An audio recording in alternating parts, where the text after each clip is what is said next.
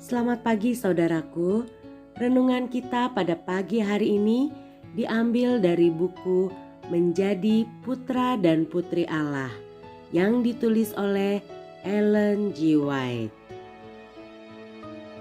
Judul renungan kita pada pagi hari ini 15 Maret 2021 adalah Kerendahan Hati.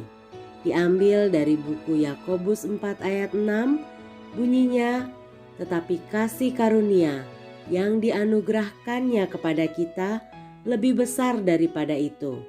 Karena itu ia katakan, Allah menentang orang yang congkak, tetapi mengasihi orang yang rendah hati.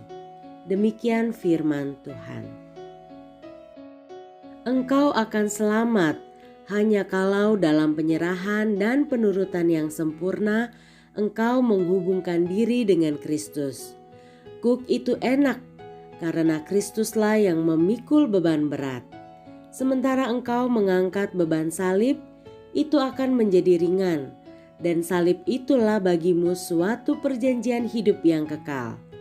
Adalah hak istimewa setiap orang mengikut Kristus dengan sukacita, sambil berseru pada tiap-tiap langkah, kemurahan-Mu membuat aku besar.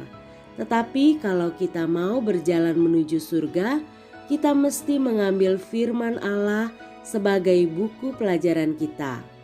Dalam perkataan yang diilhamkan, kita mesti membaca pelajaran-pelajaran kita itu setiap hari. Penghinaan terhadap manusia Kristus Yesus tidak dapat dimengerti pikiran manusia, tetapi keilahiannya dan eksistensinya sebelum dunia ini dijadikan tidaklah pernah dapat diragukan oleh orang-orang yang percaya kepada firman Allah. Rasul Paulus berbicara tentang pengantara kita, anak Allah yang tunggal, yang di dalam keadaan kemuliaan adalah dalam rupa Allah, panglima segenap tentara surga, dan ialah pula ketika dibungkusnya keilahiannya dengan kemanusiaan mengambil atasnya rupa seorang hamba.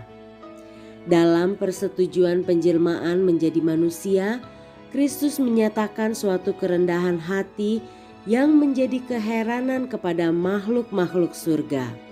Penjelmaan menjadi manusia tidak akan berarti penghinaan kalau bukan oleh kenyataan keadaan Kristus yang begitu mulia sebelumnya.